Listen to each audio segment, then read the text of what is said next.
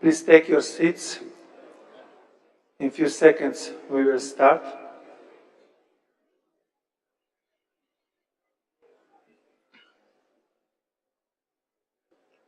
Thank you. I now invite the Assembly to turn to Agenda Item 4, High-Level Panel on Accelerating the Energy Transition, the Way Forward. The Assembly has before it a background document with the same title contained in A/15/BN/1.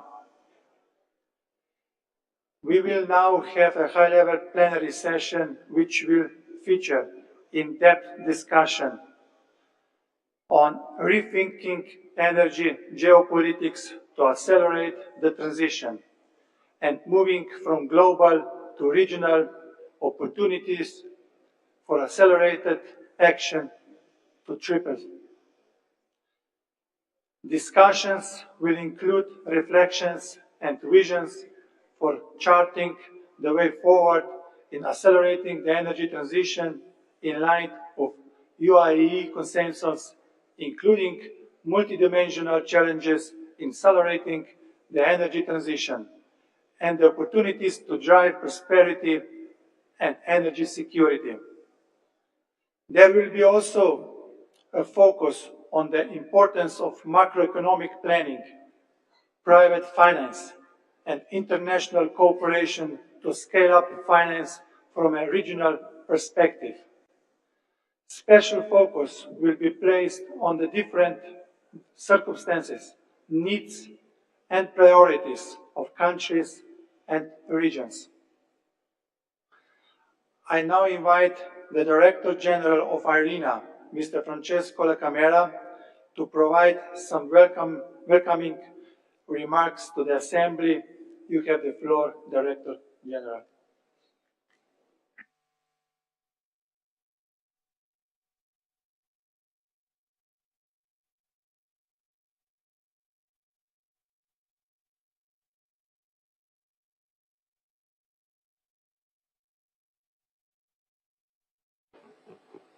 Microphone, please, for the Director General. Thank you. Okay. Ready. So, thank you, Mr. President. Excellencies, distinguished guests, ladies and gentlemen, it's my great pleasure to set the scene for the high-level panel on the next critical steps to accelerate the energy transition.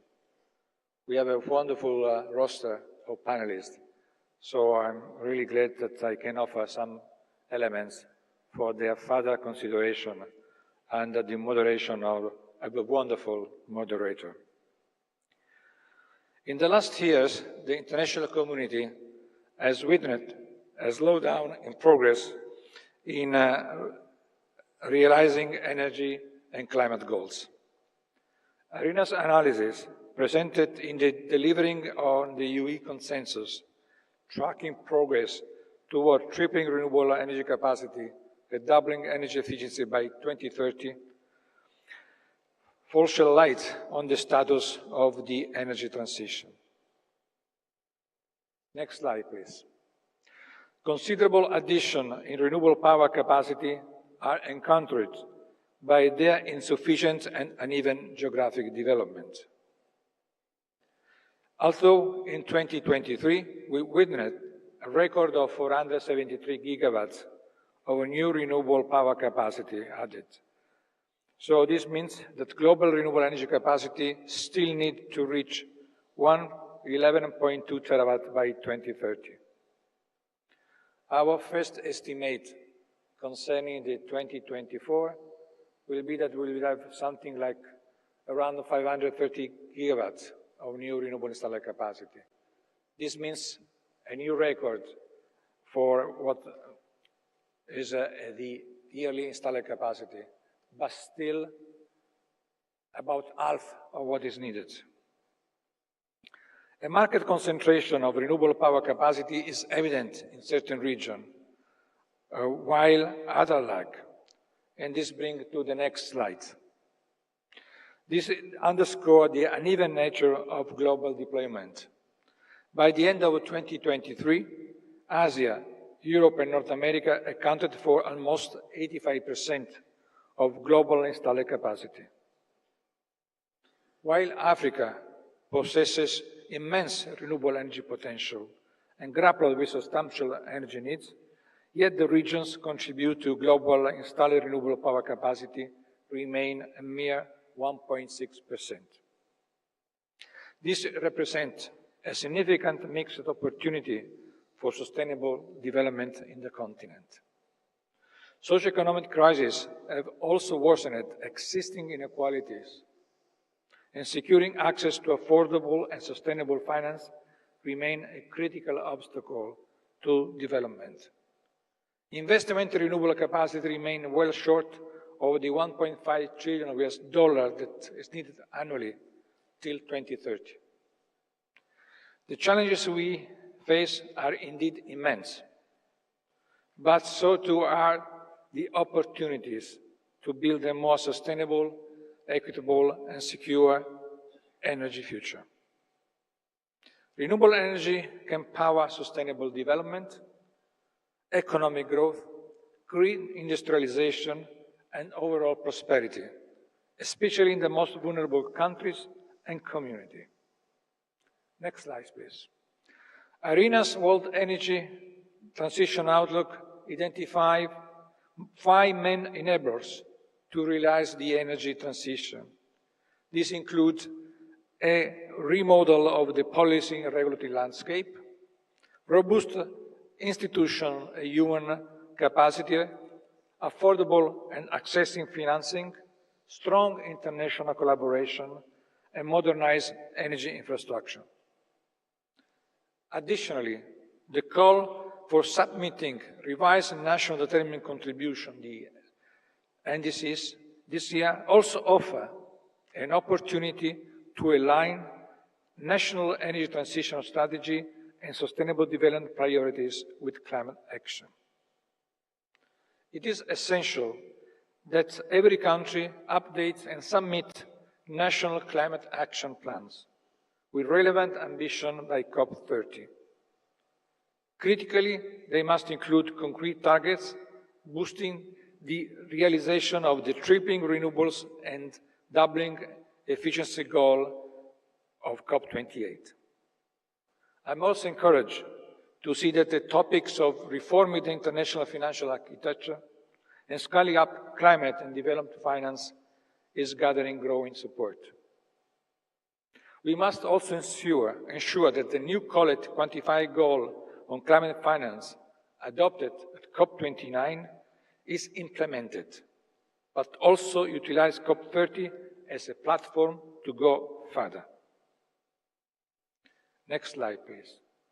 Energy security has long been a cornerstone of national and international policy, focusing on securing fossil fuels. Even more, it would be from the lens of industrialized countries, commodity-centric, featuring large-scale centralized system, overlooking sustainability, neglecting energy poverty, and oriented towards short-term supply. Nowadays, it has evolved to encompass broader concerns about the reliability, affordability, and sustainability of the energy systems. In recent years, its realization has been elevated due to the increasing interconnectedness of global energy markets and the urgency to transition to cleaner energy sources. Though there is no unique pathway to it, there are clear parameters to accomplish it. It requires a multi-phase approach, addressing challenges such as geopolitical instability, supply chain disruption, and the need to balance energy affordability with environmental sustainability. It also presents significant opportunity for innovation, economic growth, and international cooperation. Under the umbrella of IRENA's work on geopolitics and in response to the growing demand from our members to address these complex issues, last year, IRENA published the Geopolitics of the Energy Transition, Energy Security report. It was a seminal work offering an in-depth analysis of geopolitical interaction of the evolving energy system and challenges the conventional understanding of energy security. The next 5 years will be decisive.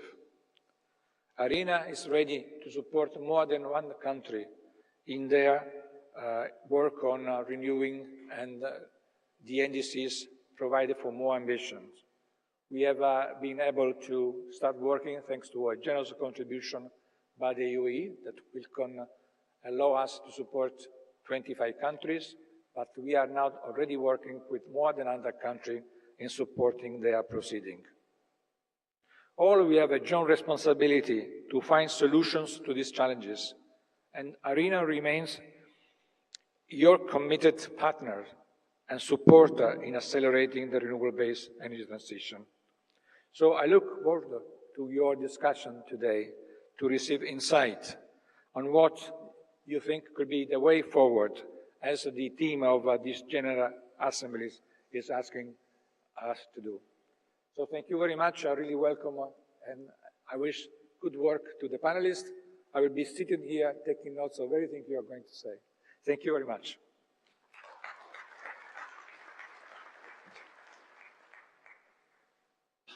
I'll be joining with you in a minute. Thank you, Director General. Let me now hand over to Ms. Becky Anderson, Managing Editor of CNN Abu Dhabi, and anchor to moderate the high-level panel, which I am certain will be insightful and compelling. Ms. Anderson, you have the floor.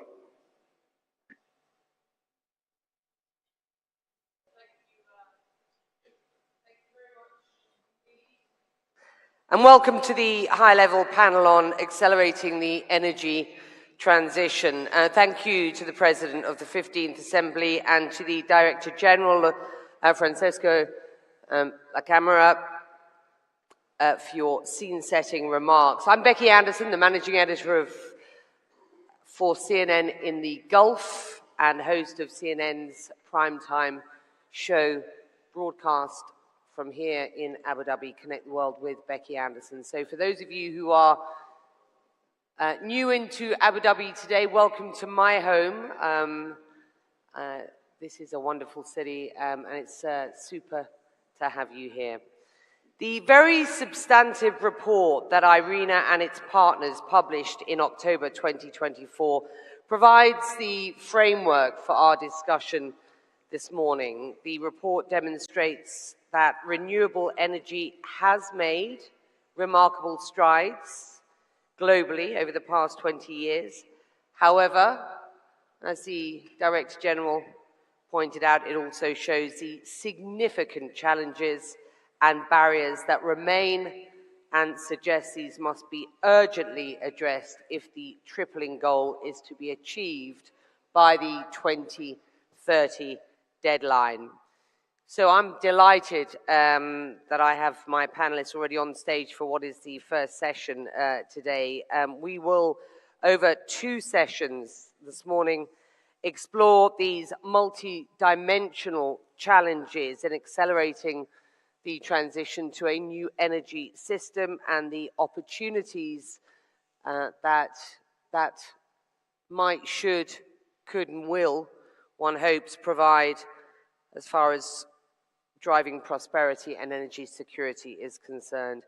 In the context of this report, my panelists will discuss the importance of macroeconomic planning, of policy, of finance, of the international cooperation to scale up finance, where we are at with that, where are we headed, with a particular focus on the needs and priorities of countries and regions not at the front of the queue in this transition. And we will discuss how to maximize COP30 and future sessions and the next submission of NDCs to help propel a just and inclusive energy transition. That should not be a slogan.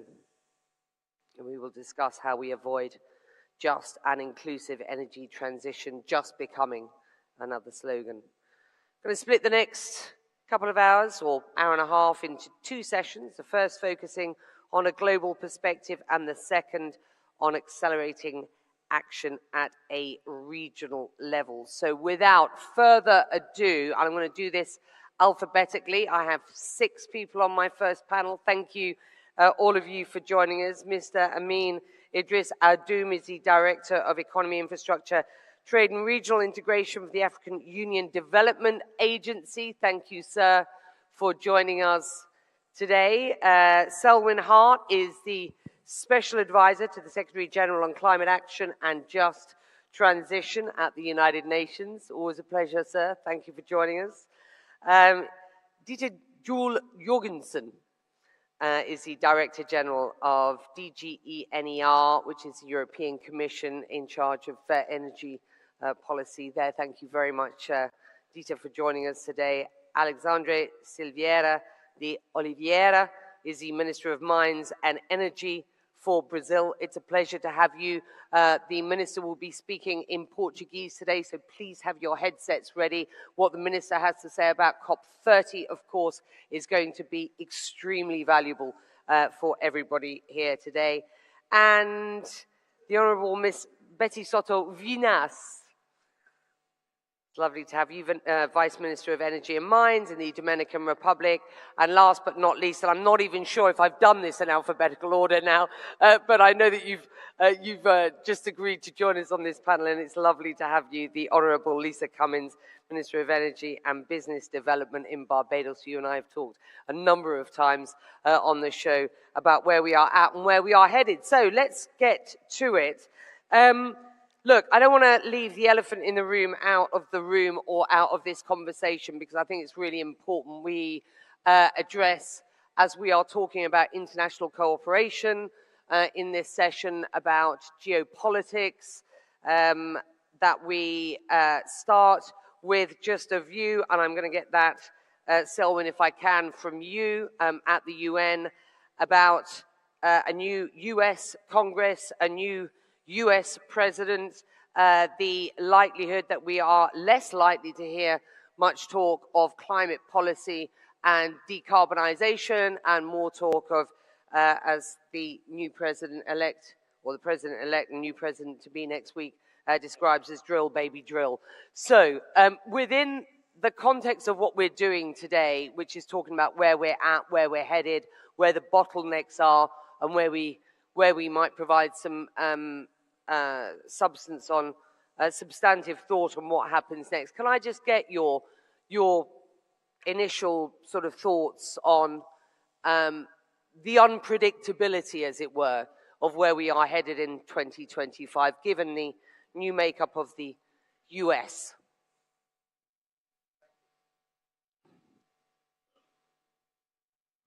Can you hear me? Yes. So good morning, and certainly a pleasure to be here. And the earlier intervention from Francesco really set the scene for the discussion that we need to have today. And there are a number of pressing realities that we are confronted with. First, last year was the hottest year on record. And we are bearing witness to the consequences of increasing global temperatures, wildfires, floods, droughts, climate extremes on every continent and in every region. Last year was the first year where the 1.5 degree target was breached. So we are in a climate emergency. And when I look at the nameplates of the countries in front of me, these countries are standing on the front lines of the climate crisis. Second, we're also seeing an acceleration in the energy transition. Despite the geopolitical uncertainties, despite the geopolitical difficulties, as we saw in Francesco's presentation year on year, year after year, over the course of the last decade or so, the pace of the energy transition is accelerating at an unprecedented pace. We also know that the cost of renewable energy and clean energy continues to decline, and in most parts of the world, close to 90% of the world, it is the cheapest alternative for clean energy. So we have a number of economic and scientific realities, and it is absolutely clear as well what the challenges are in various countries. We know that despite the progress on the energy transition, it remains highly concentrated. Out of every $5 spent on clean energy since the Paris Agreement was in China and the advanced economies. The rest of the world is being left behind. Developing countries are being faced with high costs of capital and other barriers. These obstacles and these barriers are well known, and they're by no means insurmountable. So I said all that to say that despite the geopolitical uncertainties, despite the geopolitical divisions, the reality is that the transition is inevitable and it is unstoppable, right? It is inevitable and it is unstoppable. What we need to do as an international community and as partners and as stakeholders is work cooperatively and collectively to ensure that we have we need to still accelerate this transition. It needs to be fair. We need to ensure that countries and communities are not left behind. And we need to find solutions to the funding and financing challenges that the majority of the developing world faces. And these solutions are well known. We need to reduce the cost of capital. As the Secretary General said in his opening remarks, we need to increase the lending capacity of the multilateral development banks. We need to use innovative instruments to crowd in private finance. We have the tools and we have the solutions we need to work together. Finally, the upcoming submission of the nationally determined contributions. This represents a unique opportunity for all countries to define their transition pathways, their energy transition investment needs. The United Nations, we are working in over 100 countries to support countries in the preparation of their nationally determined contributions. We need countries to clearly define what their energy transition pathways are, what their energy investment needs are. We're also promoting dialogue among stakeholders so that countries can clearly define what are their needs, what are their requirements, and how they can and should be supported through the energy transition pathway. So despite the uncertainties, I'm optimistic, very optimistic about the future. So you chewed up about 8 minutes of our time, so I'm not going to let you do that again. To everybody else, because we've got big panels today, but thank you, Selwyn. We've got big panels today, so let's keep our answers to 2 to 3 minutes, please, so that everybody gets a chance. You completely swerved the question that I posed to you at the beginning, so I'm not going to let you get away with that. Because I do think, look, I mean, in the context of what we're talking about today, you know, the increasing geopolitical tension when it comes to climate policy and the conversation around decarbonization will be exacerbated by a new US administration, I believe. And so can you, Selwyn, just give me a 60-second kind of take on what you do at the UN to ensure that you are providing or ensuring that you are fostering international cooperation and securing agreements that can balance energy security with climate action, because that's where the new US administration is going to be coming from. Thanks. And this notion that dependence and reliance on fossil fuels equals energy security, I think is definitely a false narrative. Most countries in this room are net importers of fossil fuels. highly dependent on volatile markets and markets controlled by a few suppliers. So this notion of energy security equals dependence on reliance on fossil fuels is a false narrative. And in terms of climate action and conflict with energy security, they're two sides of the same coin.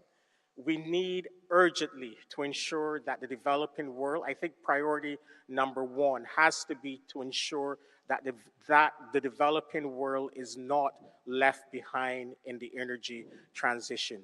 We know at present it is highly concentrated, and we need to reverse this trend.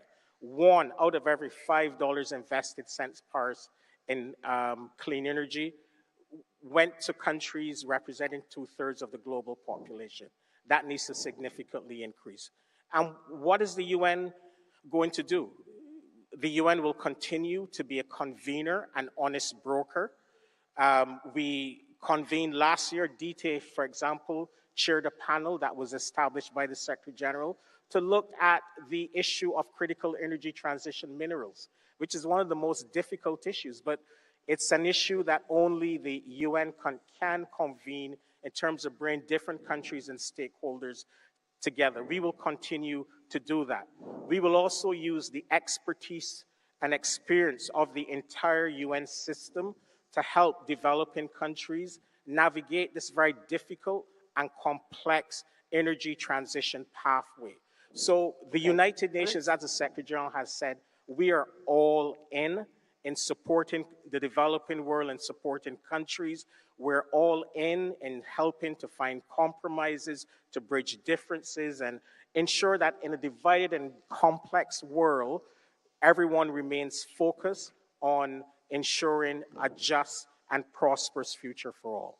Thank you. All right. Well, look, given that you looked to the front of the room and said, you know, you just have to look at the front row here to see how important these discussions are, and from the countries represented, I want to get on to the countries that are not necessarily at the front of the queue at this point. The report calls for more concrete policy action and finance to put the world on track to meet the international goal of tripling renewables by 2030. And to the DG's point, we are not moving fast enough to fully meet the staggering rise in energy demand. Let's get to, Lisa, let's just get your perspective, if you will.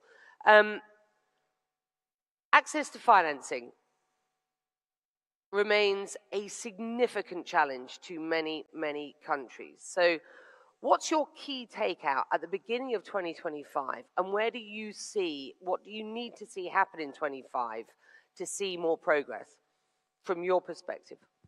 Thank you for that. And thank you to Francesco for a great overview of the overall context of what we're discussing today. So access to finance is a perennial question that comes up in these fora each and every time. The question of access for small island developing states, the question of access for developing economies, the question of access for emerging economies. But I want to focus specifically on what the Barbados experience has been as a small island developing state. And I want to perhaps make the question more nuanced than it actually has been. So the question on its own isn't just access to finance. It isn't just access to crowding in public and private sector capital. It isn't just the question of the cost of capital. All of those are important elements that go into the question of access to capital. But if you consider a country like Barbados, where in 2018, our debt to GDP ratio was soaring close to 200%, the availability of public financing to be crowded in is a question that we have to place on the table. And then when you crowd in private financing, the cost of capital becomes a question. Because for us in Barbados, the feed-in tariff regimes for our solar, in particular, systems coming in are amortized over 20, 25 years, 15 at the shortest time period, which means that there's a return on investment that has to be calculated. So the cost of capital to begin with for private capital has to be quantified and it has to be lowered. And then the third element of that, and we have been advocating for that in the overall macro framework, Prime Minister Motley, our leader, has been advocating for the Bridgetown Initiative so that the overall structure of international financing is reformed. But the third element for us is the ability to access and to crowd in grant capital as well to significantly lower that overall cost of capital so that we're lowering the cost of acquisition in the first place. And ultimately, for Barbados, where you have a rate-paying base of just around $800 million for a single utility, which means there are about 280,000 persons paying into that rate-paying base. If we have a high cost of capital for the private sector and the public sector, the consuming costs to the average person in the public who is consuming electricity becomes higher. So there has to be a mechanism that allows for blended finance and a conversation around access to financing to speak also to the impacts of electricity costs to consumers and to see how we can bring that cost down, both on the investment side and on the consuming side. That high debt to GDP ratio, of course, isn't just a familiar story for a country like yours and those around you. I mean, G7 has the same issues. European countries are now in a very similar issue, and African countries. And let me get on to you, I mean, here at this point, talking about the scarcity of financing in developing countries, high borrowing costs, the risk profiles, the fact that most sources of big capital in the West are largely uninterested in Africa. The perception is that returns cannot match the Americas or indeed Asia or Europe. So how do you change that? Of course, the perception is wrong. That's the first thing. I should start by saying that. Return can be high in Africa, and it's usually actually much higher than anywhere else. Now, how do we make sure that we demonstrate that investing in renewable energy in Africa is something which is worth it? We started clearly 2 years ago by emphasizing, actually last year, before last year, during the Africa Climate Summit, our head of states and government emphasized actually the clear decision from African governments to move toward energy transition by 2040. That's number one. And energy transition means by 2040, our power generation capacity must be 60-40, so 60% renewable at least, and 40% from fossil, because we still need to keep somehow actually using that potential that we have. Now, long-term planning is the first thing that actually we have decided to do, because when you do long-term planning, at least you know where you are going, and you also invest into enabling the appropriate environment that would attract investments and that will reassure as well all the stakeholders. And that's exactly what we are doing through the Continental Power System Master Plan that have been adopted by the African Union last year, and that clearly says that by 2040, we should multiply by 5 our power generation capacity. Today, we are producing overall in Africa around 230, 235 giga of power. That's what we are doing. We want to reach about 1,200 by 2040, out of which 60 to 65% should be from renewable. So long-term planning. When you do long-term planning, of course, you build as well your capacity and you reassure all the stakeholders. The second thing that actually is critical and we're investing into it, of course, is the risk mitigation. Sorry, so the risk, how do we mitigate actually the risk? And to be able to do that, from the African Union Development Agency, we are massively investing into what we call the early project preparation phase. This is the stage from where you really build the environment, you enable the environment, you work with the countries and with the projects to reduce the perception of risk, obviously. And of course, there are traditional ways of doing like the de-risking procedures and process. I won't really go into that. And thirdly, another critical element is the stability of the regulatory environment. This is actually very key. and we are investing as well quite a lot into that to make sure that at the level of the countries, but also at the level of the region, we do come with some kind of harmonized regulation, regulatory framework.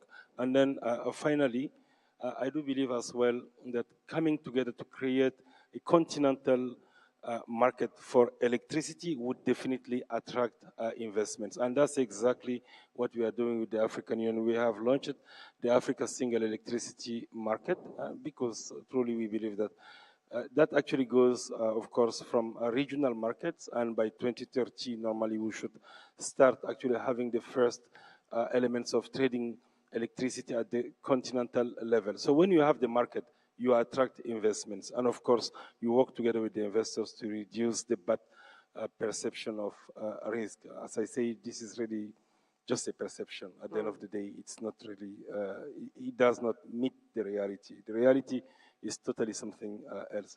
And I will conclude here. I don't know if you have ever heard about a default, of somebody who really invested in the energy market in Africa, and there was a default of payment or there was a failure. It does not exist. Thank you. I mean, I think you've got to be realistic at this point. When Africa has received less than 2% of the global investments in renewables over the past 20 years, you've got to be realistic about how you're going to be able to change that. Let's bring the European perspective. Then I'm going to go to the Dominican Republic, and then I'm going to come to Brazil. So I'm weaving around the world at this point. To a degree, the EU has not been short of policy, and it has revealed over the past, 4 or 5 years, at least in principle, billions of dollars worth of financing for projects. What are you most concerned about at this point in Europe? Rather than, because most people here will understand where the EU stands on policy and legislation. What are you most concerned about? I mean, we just referenced the fact that, G7 countries, other European countries, have got really high debt to GDP ratios at the moment. The kind of fiscal environment that we sit in, really post 2008 at this point, has never really recovered, and it doesn't bode well when populations and communities are asking questions of their politicians about what the money is invested in. So can you just give us your sort of 2-minute, as it were, lowdown on where Europe is? But I'm really interested in where you see some of the blockages at the moment and your concerns going forward in 25. Thank you very much, Becky, and thank you for the important discussion taking place here. I think whether we speak Europe or anywhere else in the world, we know that the only way forward is investment and deployment into renewable energy, into energy infrastructure. We know that we can only do that in an efficient way if we work together more closely. That's what we do within the European Union. We have common climate policies, climate energy policies. We are completely interconnected as an electricity market, and that makes it possible to have very high shares of renewable energy as part of our system because the interconnectedness makes up for the intermittency. And so if you try to draw from those lessons and look at it at a global level, what we know is that working together within the European Union is only part of that. We have taken measures to lower the cost of capital, to lower the risk. We've got a predictable regulatory framework, the interconnectedness.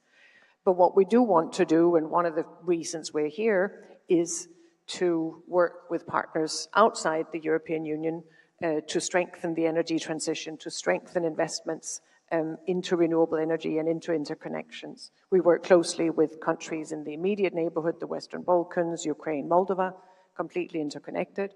We are working increasingly closely with countries in the Mediterranean, North African region, including in an energy partnership, and we intend to develop that further. And then we are working closely with global communities and really trying to look at what can we do as a European Union to help make the energy transition happen in countries in sub-Saharan Africa. And as others have said, it is not just transition, it is access. It is not acceptable that several 100 million people do not have access to electricity.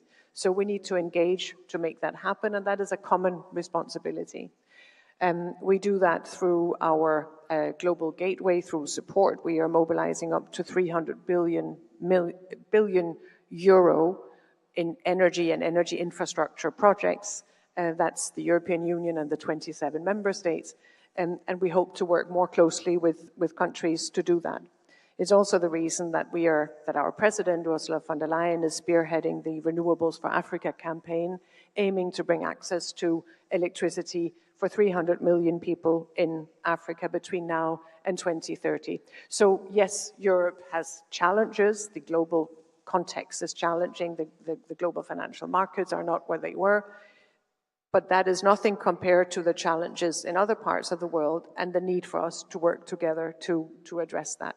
As others have said, there's no security without climate security. There's no economic security without climate security. So there is no alternative to making sure we make the investments happen and put our efforts together to make it happen in the European Union, but globally as well, and in particular in those parts of the world that do not currently have energy access. That's good, thank you. And I'm going to come back to you on your thoughts on COP30 as soon as we've caught up with our Brazilian colleague. Thank you. Betty Sordi-Vinas, the Vice Minister of Energy and Mines of the Dominican Republic. That's a country that set ambitious national energy plans to boost the deployment of renewables, and you will soon publish the updated National Energy Plan for 22 through 2036. What do you see as the key challenges and opportunities for the country and indeed for the Caribbean region? Well, thank you very much. According to the Latin American Energy Organization, OLADE, the energy matrix on Latin America and the Caribbean region is undergoing constant transformation since in recent decades. Renewable energies has led advance in the region, positioning itself as one of the most dynamic areas within energy transition efforts. However, our region is particularly vulnerable to impacts of climate change, highlighting, and I think this one is the key challenge, the urgency of integrating energy efficiency as a core component of decarbonization efforts. This approach is not only offers environmental advantage, but also economic and social ones, such as reducing energy costs for households and business, thus driving greater social equity. Another important challenge that we as a country has, and also many other countries, as we mentioned yesterday in another dialogues, is infrastructure.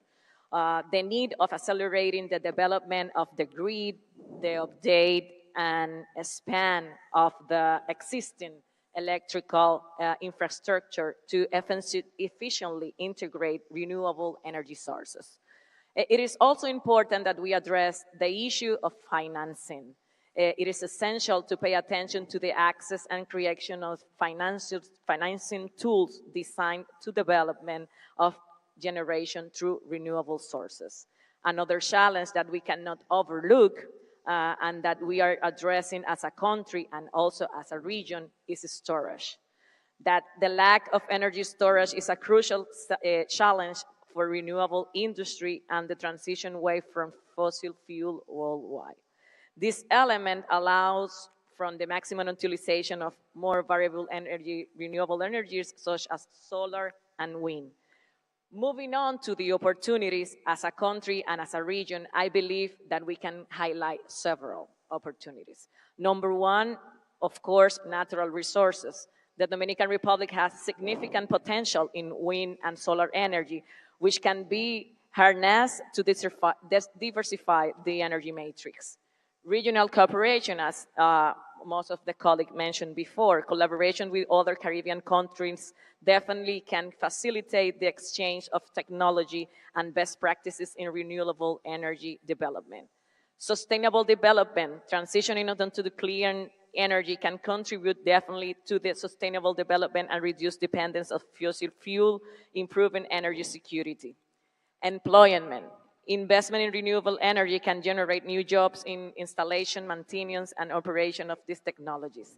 In conclusion, although the Dominican Republic and the region faces certain challenges in the energy transition, it also has the opportunity to position itself as a leader in the Caribbean region in the use of renewable energy. Thank you. Thank you. So let's talk about Brazil and let's talk about COP30. As the host country for COP30, how does Brazil plan to use this platform to amplify the voices of those that we've heard here on this panel, of the developing countries and nations, and ensure that the energy transition is equitable, especially given what are these geopolitical and economic challenges that so many countries are facing at this point? First of all, I'd like to thank everyone here in the panel. I'm very happy for the presence of everyone because it talks about equity. And I start by stating that we are in the 21st century, talking about the need of this, the change of the electric matrix, so we can all be able to survive, and not only outside of the new economy, that is the green economy in my vision, and it goes through the transition of energy. It's sad that we are at the same time talking about the combat of this energetic poverty. This is very sad for me. And Brazil is doing that since Rio 92 in a more strongly way in 2003 under President Lula, when we combated the poverty of energy. And now President Lula is under his third government cycle, and we are continuing to do that,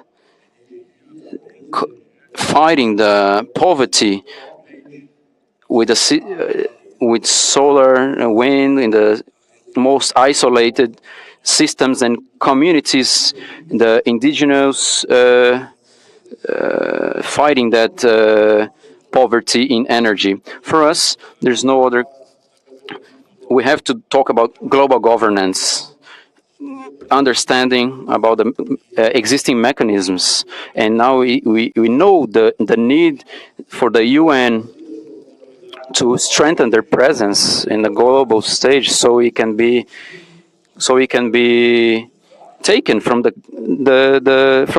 developed countries, their commitments that were made since '92 in Rio that have not been fulfilled yet, so we can reach our goal of sustainability. There is no solution so we can reach our goals if we don't reach first economical development with sustainability and economical fruits. This is the three legs that Brazil believes that will strengthen the global peace, to strengthen what we all seek, that is a prosperous world, a more fair world, a more united world. And this union goes through this global governance, as defended by President Lula in global forums. By President Lula, I was with him in the UN for two times. I was with him in India in the G7 as well, and I could see his defense on this matter. I had the honor of presiding the G20 in Foz do Iguaçu in Brazil, and we approved the document that has two pillars. One is energetic planning. There is no way to fight poverty if we don't strengthen the energetic planning in the developing countries. And second, that this transformation be not only the sustainability, it will be a pillar of economical pillar, so we can use it, so we can do social justice in a global scale. And I would like to do that in COP30, to do once again, so we can discuss again more adequate volumes in this global transition of energy, mainly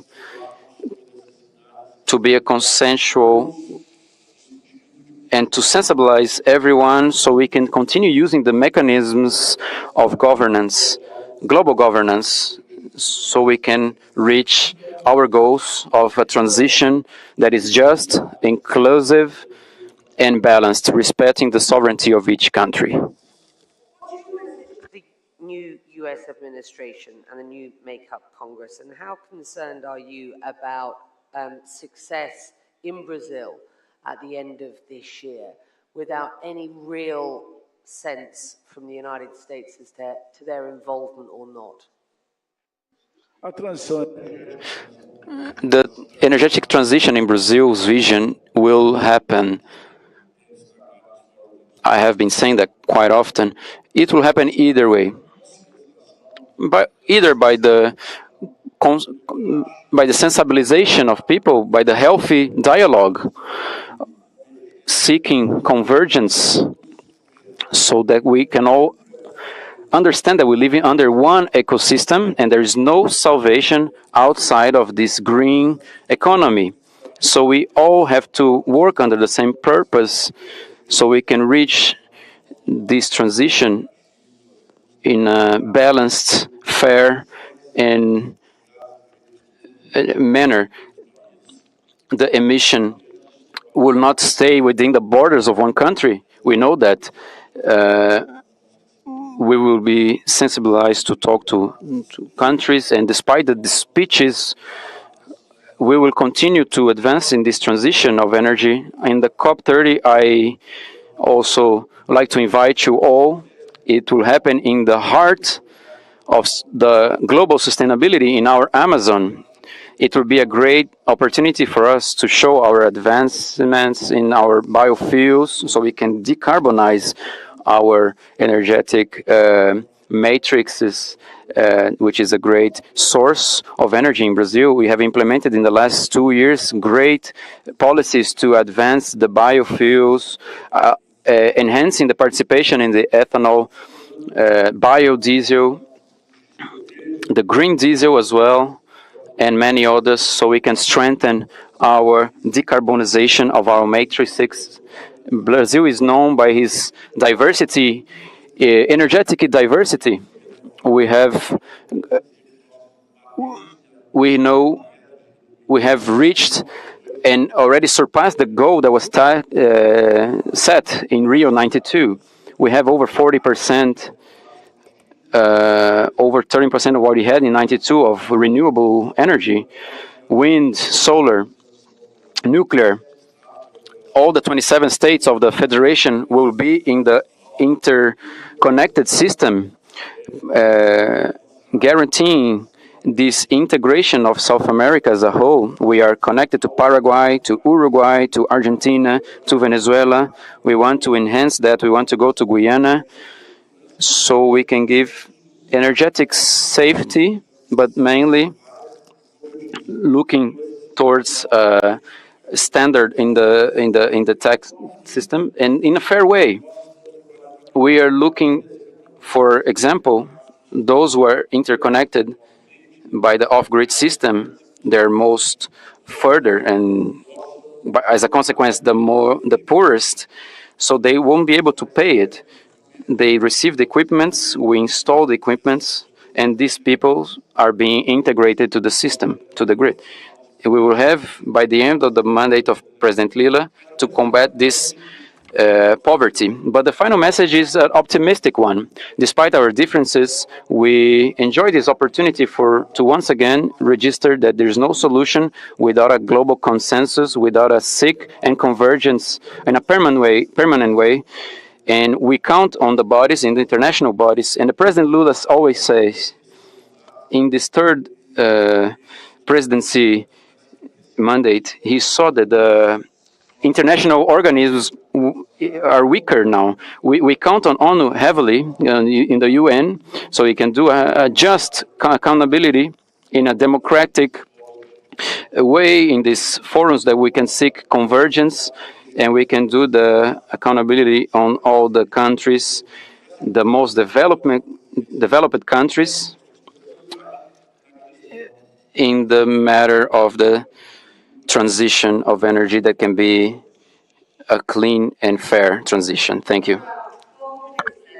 And I do want to just talk about the key priorities for COP30 for those represented here on the panel, and how COP30 can build on past progress to drive real equitable outcomes for the most vulnerable countries. So let's just give each of you sort of 2 minutes, and I'll also take the European perspective on COP30, please, as well.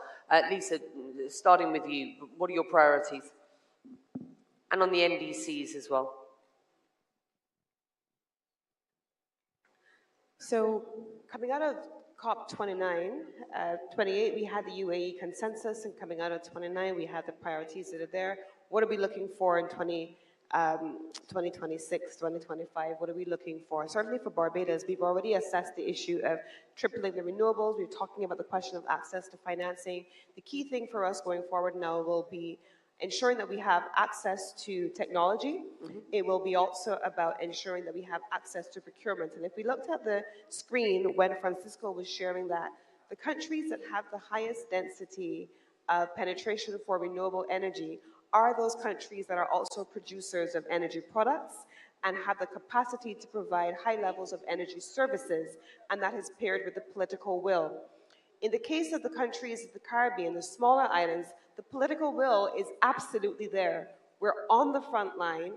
We've been leading the charge in many instances over many years, calling for the emphasis to be placed on renewables and an acceleration of our responses to the climate crisis.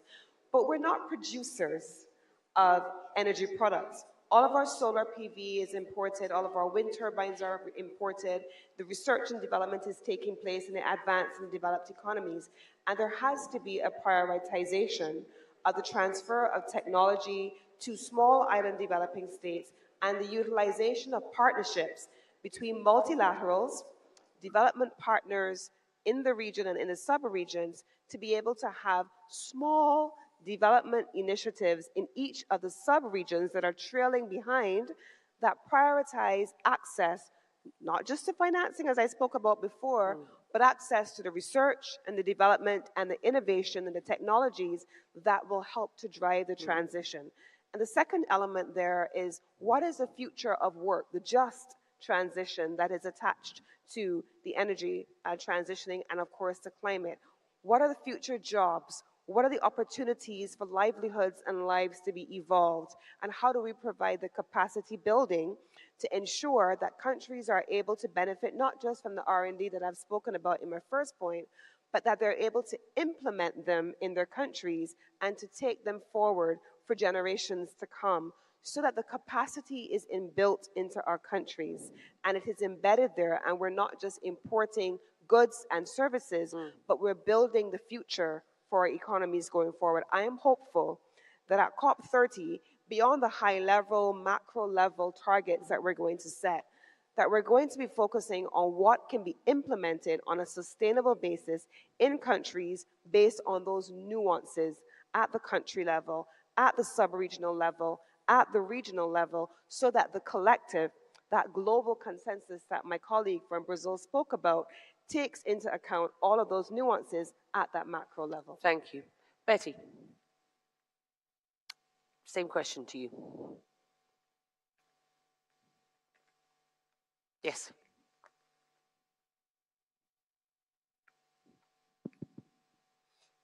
Well, the Dominican Republic also has learned several important lessons through this transition to renewable energy-based systems, which has impacted both all sustainable socioeconomic development and its commitment with the Paris Agreement.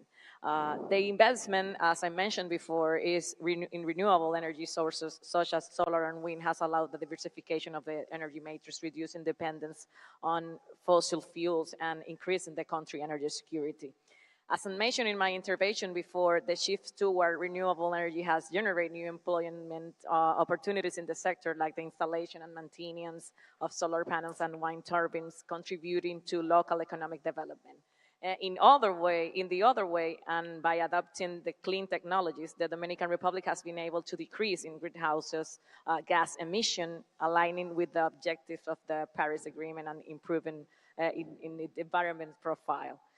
We definitely have to mention foreign investment. The promotion of favorable policies for renewable energy has attracted foreign investment, representing $1 billion in private investment in the energy sector in 2023, which boasts sustainable development and strengthness to the country economy.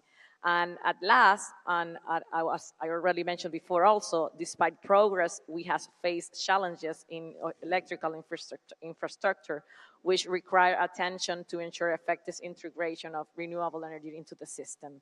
In summary, the transition to renewable energy system in the Dominican Republic has strengthened its commitment to sustainable development and the objectives of the Paris Agreement. Although there are still challenges that need to be addressed to optimize the benefits of this transition. I mean, let's get your sense of priorities for COP30, if you will, through the outer NEPAD lens. All right.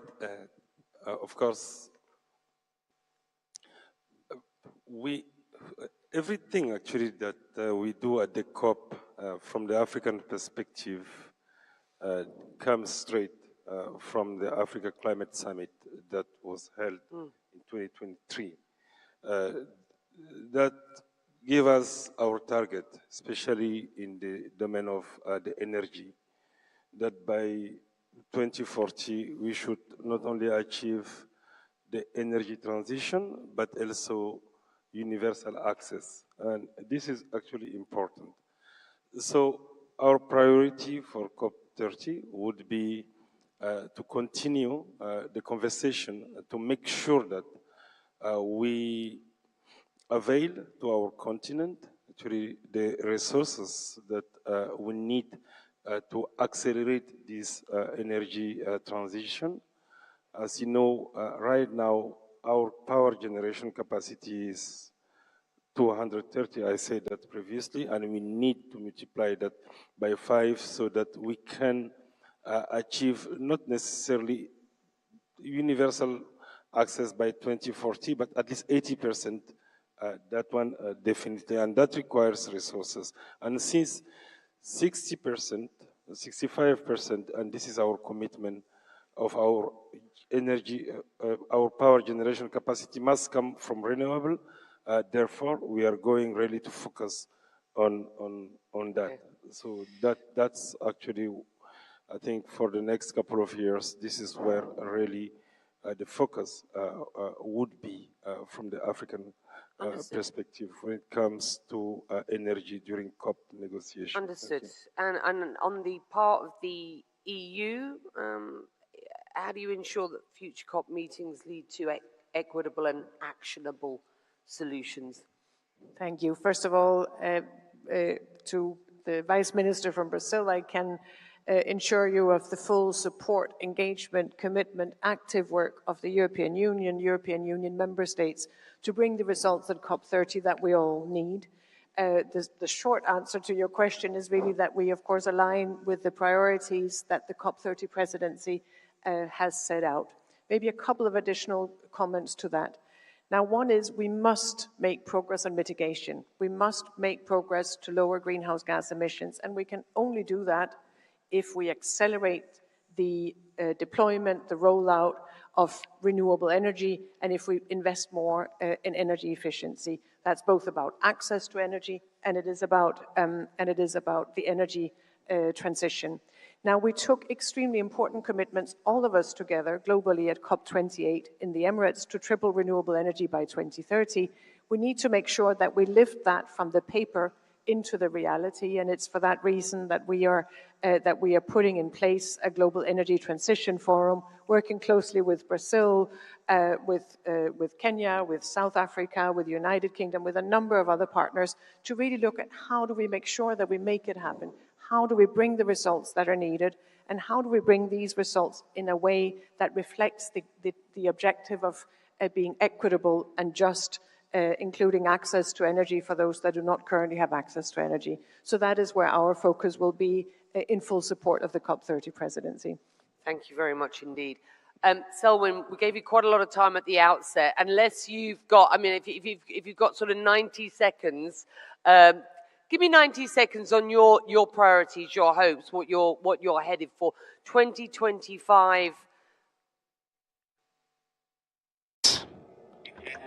2025 marks the 10-year anniversary of the Paris Agreement, and it will be an extremely important moment for multilateralism and for the global fight against the climate crisis.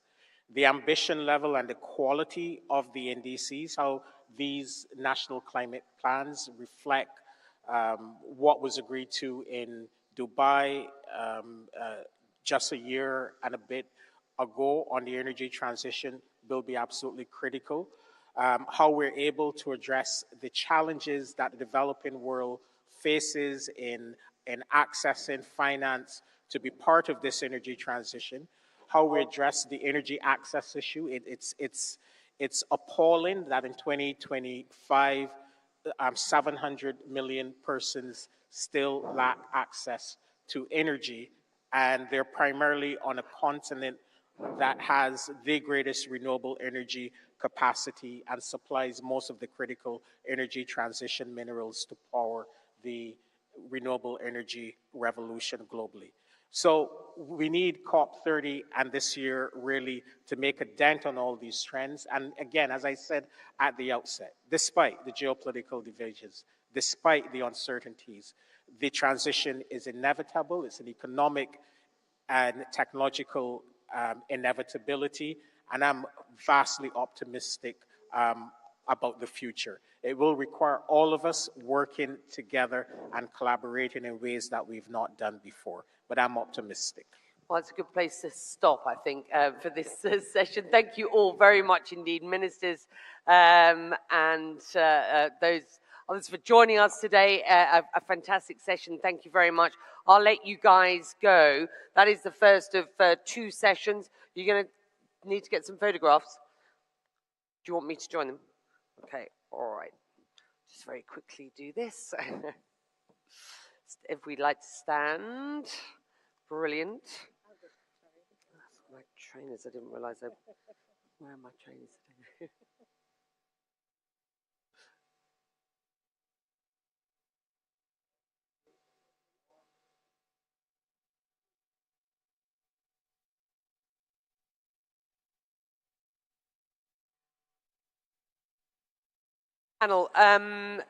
So 2 sessions this morning.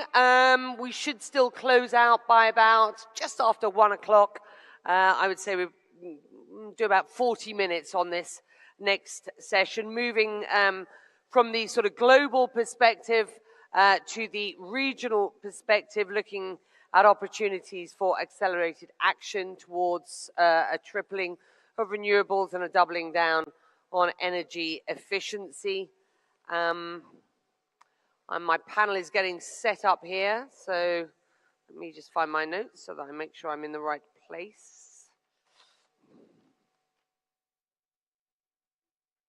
It's great to have you all in alphabetical order again, because people are choosing their own seats. Abdulaziz Al Obeidly is the Chief Operating Officer at Masdar, back at Masdar after a period of time away. It's good to have you, sir.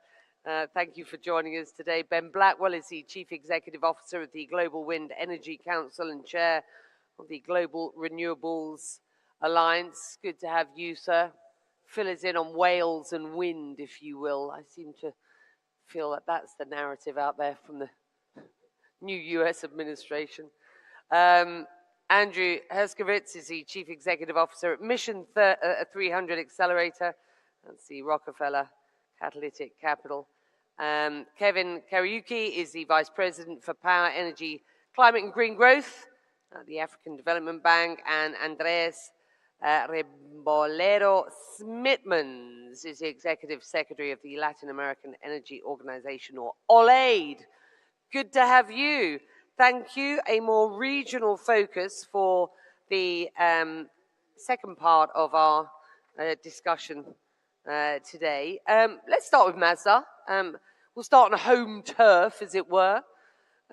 You have significant experience there. I remember you there back in the day. 2006, Mazda, was it established? So been in business now, we're looking at nearly 20 years. It's aligning its renewable energy projects with countries' NDCs. What strategies are being deployed to accelerate project delivery, particularly in emerging and developing markets? We are seeing that the need for policy, we are seeing the need for finance. We're having a lot of discussions about whether the sort of current opportunities on catalytic finance are helping to really spur investment. How do we de-risk going forward and get going? Thank you, first of all, for having me here, and I'm very pleased to share our views as a company who has started in 2006 and have been, Masdar since then at the forefront of advancing renewable energy technologies across the globe. We've developed and implemented projects in more than 40 countries across the 6 continents. And we've been able to triple our capacities in line with the pledge which has been taken in COP28 here in Dubai. Speaking about the NDCs, certainly the countries supporting their NDCs is an attractive for investors like Masdar and others to focus on those countries where there are clear targets, where there are clear policies and willingness to deploy renewable energy. The question is, this is enough? Is just announcing a target and setting an ambitious to have a specific percentage of the energy mix coming from renewables is enough? And I think the obvious answer is not. And I would like to avoid what has been repeated in the previous panel about the policies, regulations, and so on, and emphasize from our experience as a developer on some of the key matters. A lot of the nations do embark on energy reforms, but those energy reforms are focusing on the generation sector or the renewable energy sector. And we believe this is not enough. It should be broadened and broader than just the renewable energy sector. It should be expanded to the transmission and the distribution subsectors. In many of our projects, we see the finance is there, the developers, the suppliers, the supply chain is secured, but the grid is not able to take further renewable energy in the system. And hence, when nations are reforming their energy systems, a focus on the transmission and distribution systems should be also in place, similar to the renewable or the generation sector. Second point we would like to highlight, I think we need to find innovative commercial solutions, especially in emerging sectors. There is a lot of support coming from development banks. But I don't think this is enough. And if we want to accelerate the deployment of renewable energy systems, we need to tap into commercial funds. We've been in Masdar successful in the first of its kind commercial financing in Uzbekistan for our Zarafshan project of 500 megawatt wind farm, where with the support of Ittihad Credits, we were able to raise $250 million of commercial funding alongside the development bank's funding. So innovative financing solutions are key, and we need to work with the partners in those emerging markets in order to secure such financing cost. And finally, the international collaboration, including the collaboration between the developer themselves. So we need to work with each other. Every developer has an element that can complement to the other. and collaborating with each other, collaborating with our partners, I do believe we will be able to accelerate the deployment of renewable energy in those emerging markets. I don't think anybody could complain about the appetite for collaboration from the UAE in this energy transition. I don't think there's a country here that wouldn't suggest that the UAE is out front on that. And the UAE consensus, of course, in Dubai, COP28, it was a classic example of that. But what we have seen, since then continues to be a very ambitious program of collaboration and partnerships. Good to have you. Thank you very much indeed. Ben and Andrew. Ben from the sort of private sector point of view, and Andrew on the sort of thoughts on the most promising avenues for innovative finance mechanisms. Where are we at in 2025? Ben, starting with you, what role and actions should the private sector be playing in furthering the energy transition, or the change in the energy system, as it were?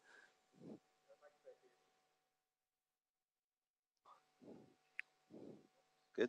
Yep. Yeah. Thanks, Becky, and thank you very much to Irina for the invitation. Your Excellencies, thank you for having me.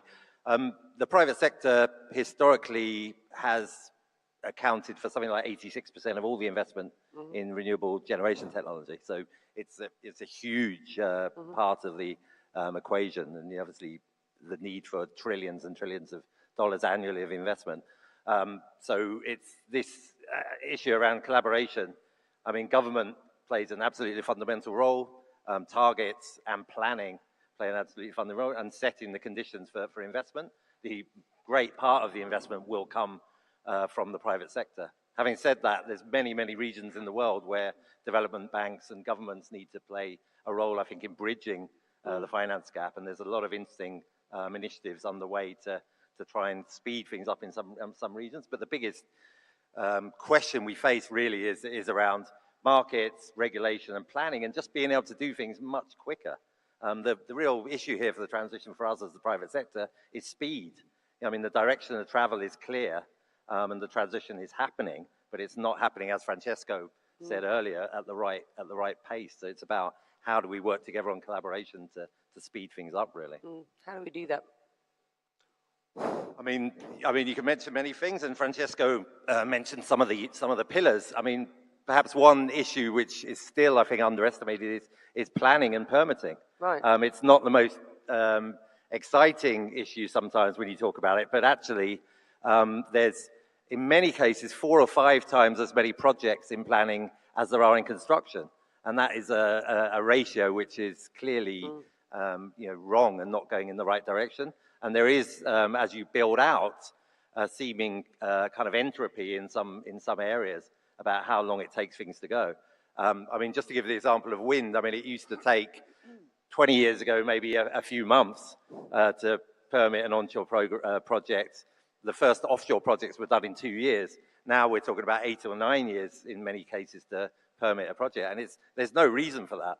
I mean, the construction techniques have got better. You can build more quickly and more efficiently, but the planning and permitting has become less efficient as we've gone on. So that's one area for sure. But there's others around financing. Yeah, and like you say, it's not the sexiest of areas, but grids and permitting posing a major practical major practical challenge. There's an awful lot of capacity that is out there which isn't being taken advantage of at present. Planning and permitting will fall into, Andrew, the thinking as we look at whether projects will be taken on. I talk to people in finance and they say the deals are out there, the appetite's out there, but you've got to tell us how you're going to de-risk these things. Ultimately, what's the progress of de-risking renewables, and what's been your experience to date in unlocking private capital for these sustainable energy projects, particularly in Africa? People like to say the deals are out there. The deals are out there in certain countries, but not in all countries. If you look at where the deals are happening, you're seeing probably gigawatts of new solar power getting rolled out in India every year. But if you look at countries like Burundi and Liberia and Chad, you're seeing almost nothing. So it's where are the public sector resources and the philanthropic resources and private sector resources being focused. The role of philanthropy is to fill gaps, but it's not to let the public sector off the hook. The multilateral development banks, we heard a lot of people talk about we need cheaper capital, we need less expensive capital, but nobody offered the specific solutions. So we can continue to say we need different types of money, but you need the solutions. And the solutions are simply that the shareholders of all these multilateral development banks and regional institutions need to recognize that the word development is in the names of all these organizations. They need to stop acting like lending institutions and acting like leveraging institutions.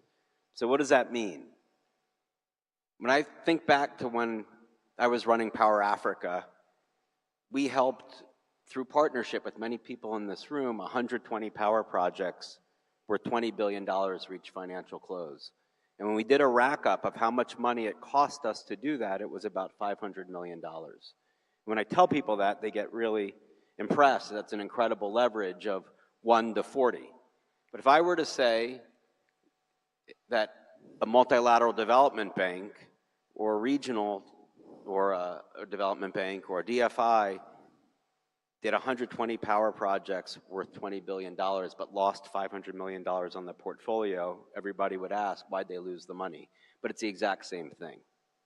The shareholders of these institutions need to think through how they can shift some of their ODA and their other resources to the financing institutions and become more comfortable with pricing transactions so they don't need to earn a high return.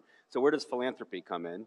Philanthropy has been coming in to try to take junior tranches. I've been working very closely with my colleague Kevin here on Mission 300, which he'll talk about, which is led by the African Development Bank and the World Bank to help 300 million Africans get access to electricity by 2030. And we're going to do it because we're doing things differently. There's an unprecedented amount of concessional capital coming in to do this. And we've got philanthropies like the Rockefeller Foundation, the Global Energy Alliance for People and Planet. We have SE for All working on this as well. And we're thinking about how we can fill these gaps to help the World Bank and the African Development Bank bring in less expensive capital to give the private sector the incentive to invest in these deals. Kevin, what is that role of that philanthropic capital? That's a really good question at this point. But also, on a wider basis, how is the African Development Bank leveraging international and private finance to accelerate investments in clean energy? And are you convinced that 2025 could be a kind of breakthrough year at this point? Because we're just not seeing the sort of deal book that is needed in Africa to ensure that this energy transition, the goals that African countries themselves set themselves, can be executed on. Thank you very much, Becky. To start with the role of partners like Global Energy for People and Planet, as well as Rockefeller Foundation, I think philanthropic capital has a role because it's nimble and it doesn't have a lot of maybe some of the bureaucracies that you see in multilateral development banks. So I think that's where it comes in, and it acts as a catalyst for what we are hoping to achieve. But in terms of how we see it beyond 2025 and transition, the first thing that I would want to say, there are two very important aspects. First of all is the issue of bankability. The one thing that we know, and Andy did allude to this, there's no, in my view, there's never shortage of capital if you have bankable projects. So what we've done is that as African Development Bank, in the past we have what we call the Sustainable Energy Fund for Africa. And what we've done with this particular fund is that we have de-risked projects in order to be able to crowd in the private sector.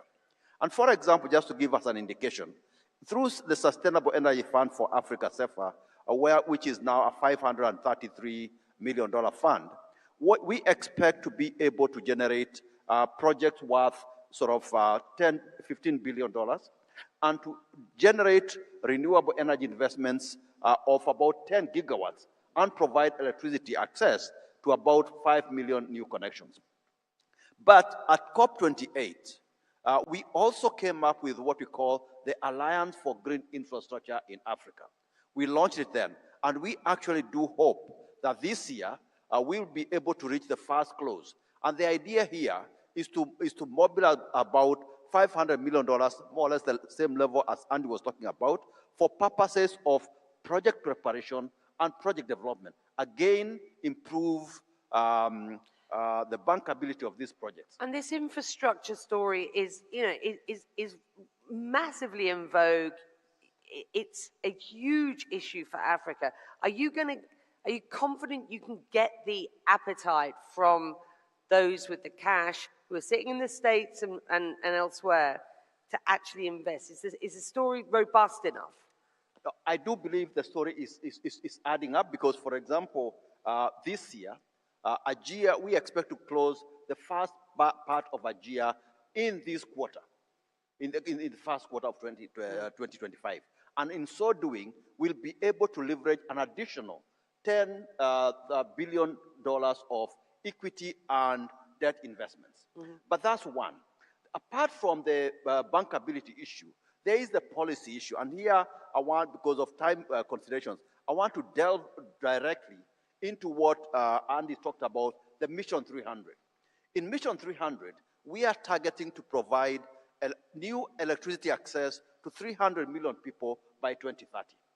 And this cannot be business as usual.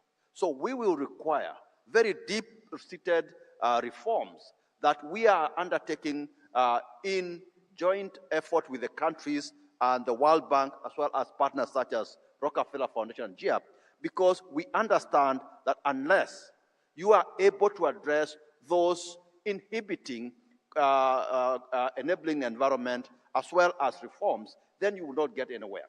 So areas that we are looking at, this was mentioned earlier, you're looking at least cost expansion plan. How can we do this most efficiently? We are looking at how do we attract private sector investments in big scale to be able to generate all these investments. We are looking at how do we, and somebody from the previous panel talked about this, address the issue of transmission systems. I think it's the gentleman from Mazda talked about this, the issue of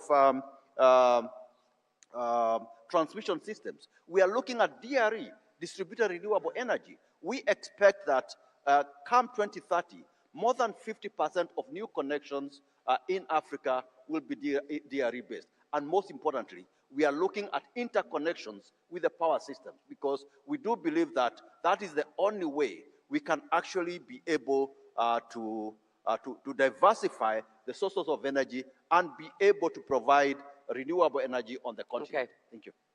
Thank you. Just going to move away from Africa for the time being. Andres, I'm going to bring you in. I want to get a sense from you for this audience of the key policy and regulatory changes that you believe are necessary to foster and propel a further energy transition in Latin America. And what's Olé doing in supporting its members in implementing reforms? What can you provide? Okay, thank you very much. Thank you for Irina for this invitation. I think that the question you have made here is very relevant for all the country, but especially because we are talking about here the one specific sector, which is energy, where it's crucial the discussion between the private and public sector and what is the adequate regulation framework in order to give the incentive to the investment. And sorry, but before to get into the answer of the question, I would like to just make 10 seconds to introduce our organization. We are Latin American and Caribbean Energy Organization, and we compose about 27 countries in the Latin American and Caribbean region. And I think that the crucial issue and the key issue in terms of regulation framework is to adopt this area in the government as a state policy. If you analyze the countries in Latin America and Caribbean, and you see that the most successful countries are the countries that are implemented regulation in a long-term approach.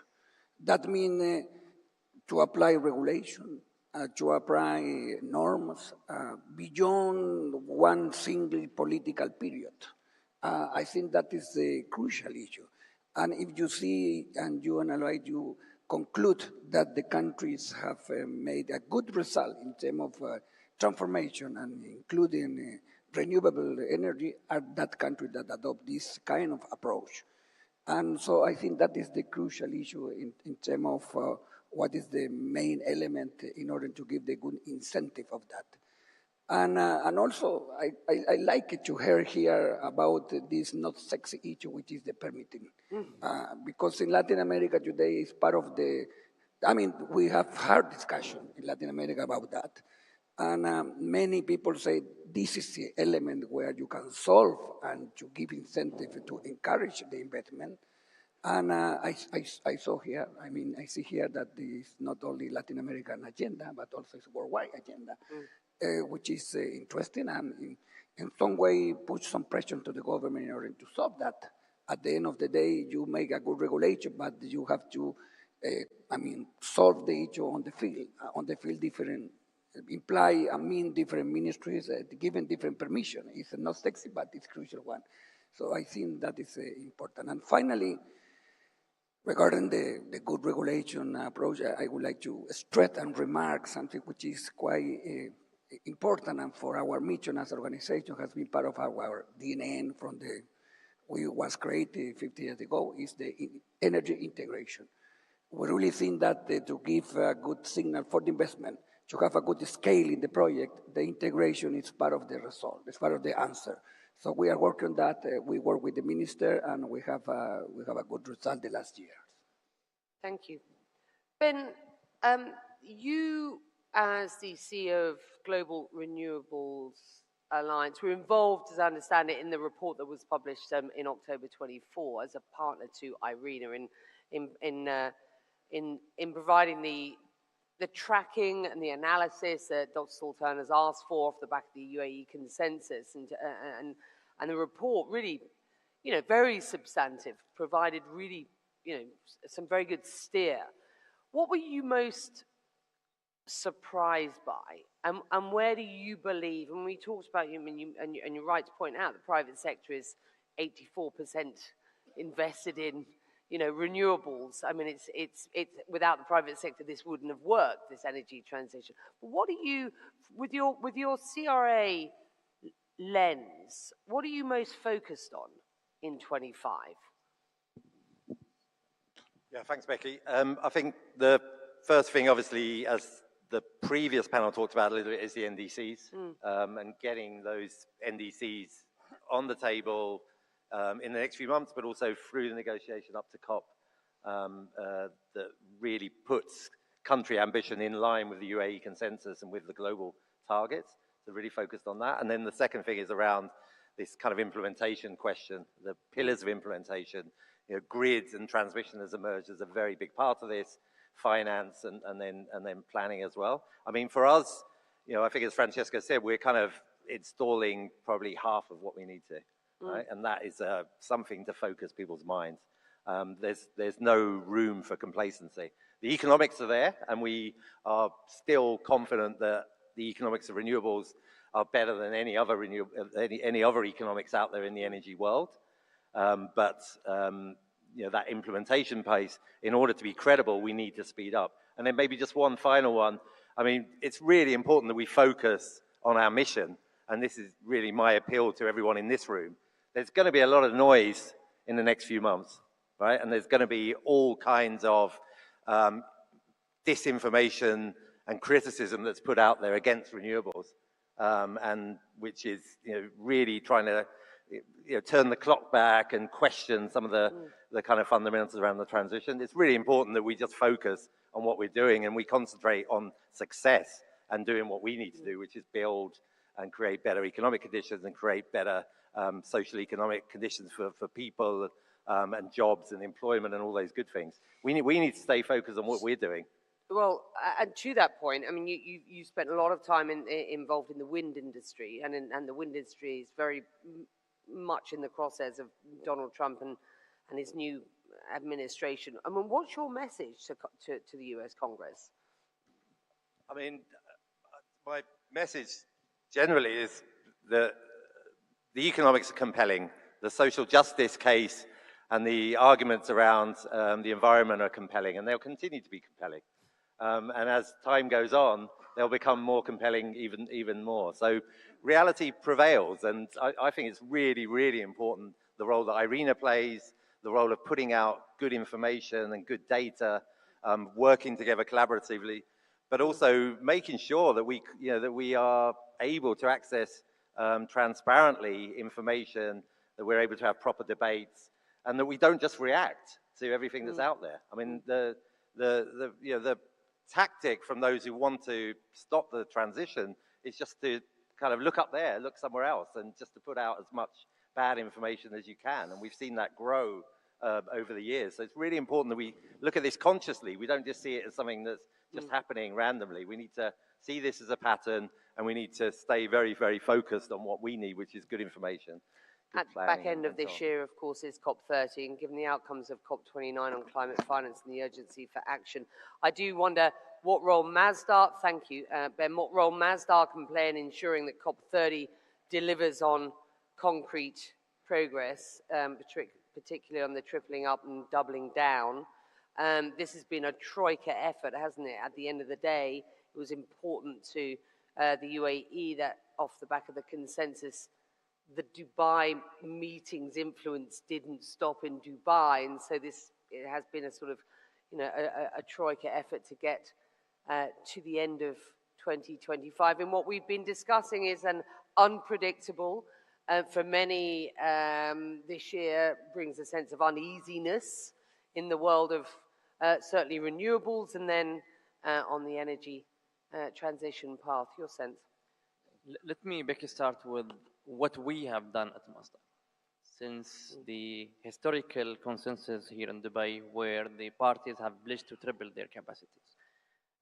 We have tripled our capacity as a company since the last 24 months.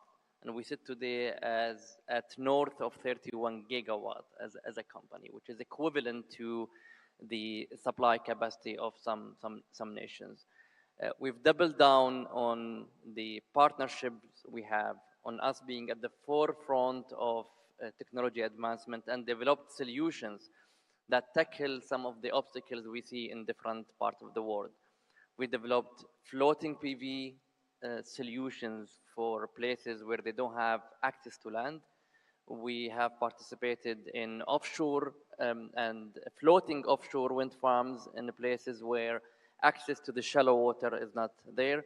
And we are also advancing the energy storage solutions, which will solve a lot of issues, but most importantly, support the industries which are looking for reliable, round-the-clock supply of electricity. And I invite you all during the Abu Dhabi Sustainability Week to see the new announcement Masdar is going to announce around solution of renewable energy that work round the clock 24 hours a day.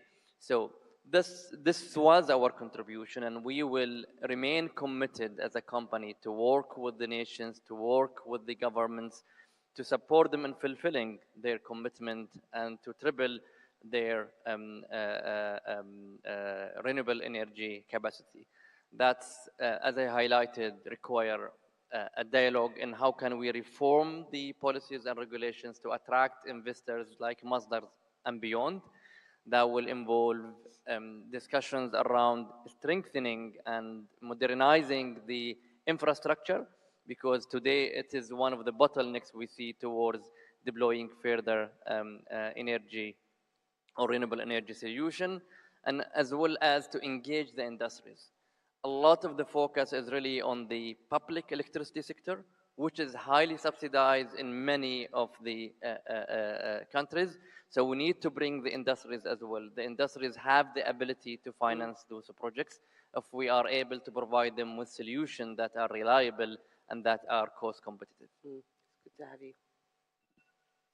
Andrew, just want to get your sense for 2030. I think about COP28 and Badr Jaffar's ambitions, which he absolutely executed on, to get the philanthropists together, to get philanthropy at the table, to get business and philanthropy speaking together. And the momentum has really been remarkable since some of those meetings here in Dubai.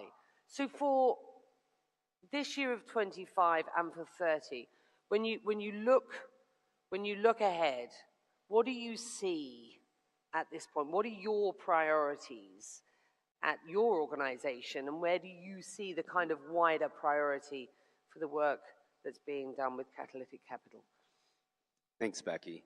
I'm surprised you didn't ask me my opinions about the U.S. election. I'm going to, don't worry. Because I could give you all kinds of perspectives. Well, let's start there. Now, let's talk about philanthropy very quickly. Yeah, go on. So again, I would reiterate, philanthropy, there's been no shortage of philanthropy going into the climate transition. My criticism of philanthropy is it's been so heavily focused on the transition, the decarbonization part, that it's forgotten about the just energy transition, and it's forgotten about energy access. The big philanthropies that are going in on energy access have been Rockefeller Foundation, Bezos Earth Fund, IKEA Foundation. Those have been the big players, Shell Foundation to some degree. Having been at a think tank prior to my current role, I've seen where most of the philanthropies are putting their money, and it's on major decarbonization plays. But this ties into my point about what I anticipate happening in the next administration. Let me start by saying the sky is not falling. In fact, in some ways, I think it's going to be even better for accelerating the transition, and we'll explain what I mean by that. First, when you look, the US isn't going to let itself become non-competitive in the renewable energy space or in the green economy. You might see some shifting of subsidies from one area to the other, but the whole idea behind the threats of tariffs are to help the US economy. It's basically industrial policy to some degree to make sure that we don't miss out on the green revolution. If you look at the person who's been nominated to be Secretary of Energy, he's written extensively about the importance of energy access globally. He comes from Texas. Texas has a massive amount of wind power as well. And they also planned their wind power. And it was under when Rick Perry, who was the Secretary of Energy under President Trump in the first administration, was governor. Like a massive amount of wind power was developed in Texas. So in some ways, I think what's going to happen is you're going to see a renewed focus on things like small modular nuclear. You're going to see a bigger push there, including within some of the international institutions. So some of the wealthier countries, particularly European countries, you might start seeing an acceleration towards commercialization of SMRs, which will also increase energy security. You'll probably see a renewed focus on hydropower as well, other types of baseload energy as well. And you'll probably see more wiggle room for gas development in a lot of the countries that really need gas to transition from coal. So while it's not ideal from a renewable energy standpoint, if you view it as a longer term transition, it's much more likely that a country like South Africa will transition from coal if it's able to do gas at least for the next 10, 20 years and then have that baseload. Because every country, in order to have inexpensive electricity, reliable electricity, energy security, and energy access needs baseload power. If they don't have geothermal or hydro or nuclear, they're going to have to be using some sort of fossil fuel in the short term, unless, and I would say this all the time, if everybody focused far more on transmission infrastructure, countries could do a couple things. And I say transmission infrastructure is the key. It's the key to security, it's the key to access, it's the key to low prices. If you're able to import less expensive electricity that's baseload renewable from East Africa to Southern Africa, that's going to bring down prices, which makes energy more affordable and increases access, increases energy security. So I'm actually quite hopeful that things are not going to get worse. We're going to remain on this trajectory. I've often said that the goal of tripling renewables isn't really a goal. The market's going there anyway. I think the market's probably going to surpass that tripling of renewables. But we have to focus on how we make sure that we stay on track to make sure that all of these other people aren't left behind and we don't get to 2030 and that you've got still 600-700 million people globally who don't have access to electricity. Because if you don't have access, there will be no transition. You seem to be relatively sanguine then about a new Trump administration, a new makeup for Congress. I mean, we have to care about this because it is the United States of America. I care deeply about this, but what I'm saying is that It's going to be a very practical business approach. The U.S. is not going to let itself fall further behind. And if the whole world is moving towards renewables, the U.S. is going to continue, the market itself is going to continue to move towards renewables. And so we're not going to let ourselves fall behind. Most of the investment in climate investment, 90% of the climate investment in the United States is from private sector. So why would we destroy private sector? And you look at the people who are sitting close to President Trump right now, I'm sorry, one of the people is running one of the largest EV companies with a major battery manufacturer. You know, so let's be realistic about this and practical about this.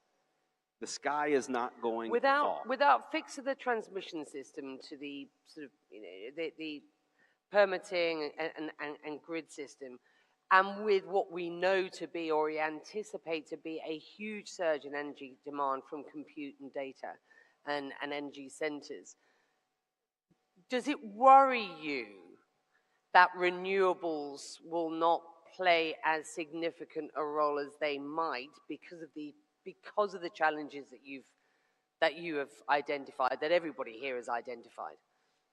I'm thinking very specifically about. I think that people are going to take a deep breath and realize that a lot of the people who push the climate agenda don't understand energy systems and how they work.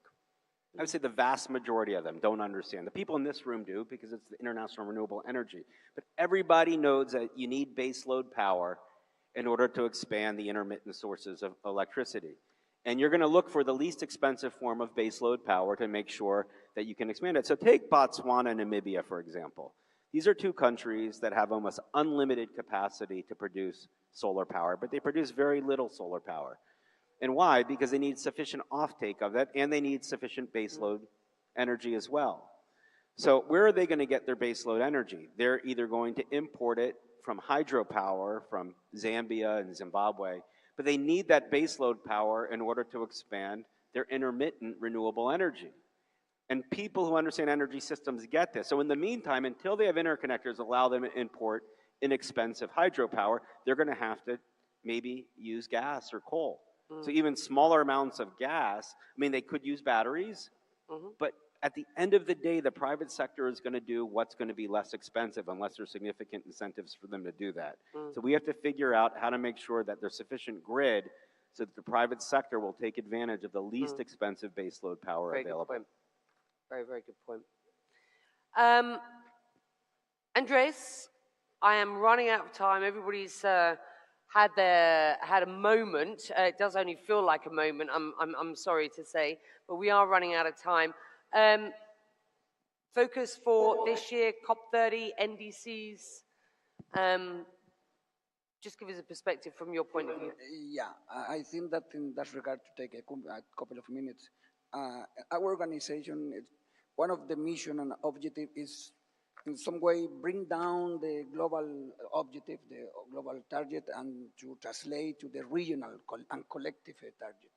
That we have done the last year, and actually Latin American and Caribbean today we have a regional target in terms of renewable. The idea is to reach in 2030 70%. We are in a very good in a very good way, because the last year we reached a 68% in terms of renewable, including not only solar and wind, but also hydro, which is the main source in terms of generation in our agenda.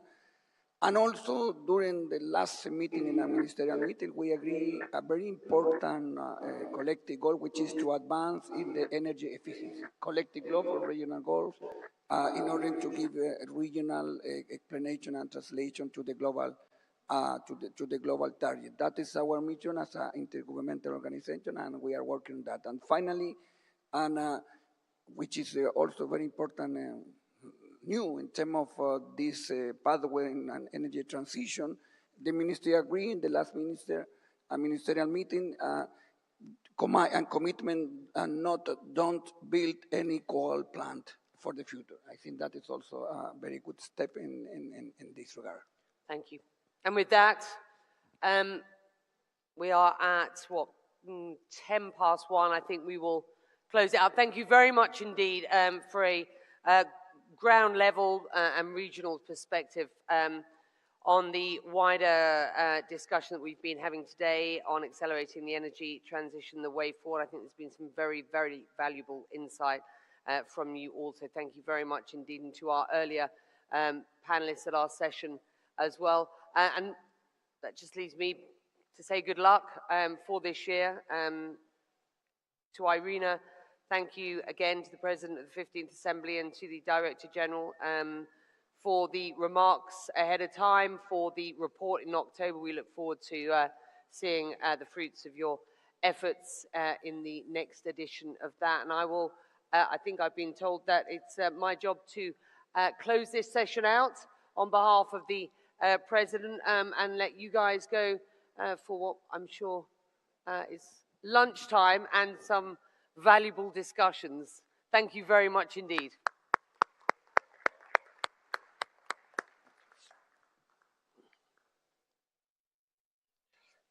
Let me just join you guys here. How are you? I'm fine.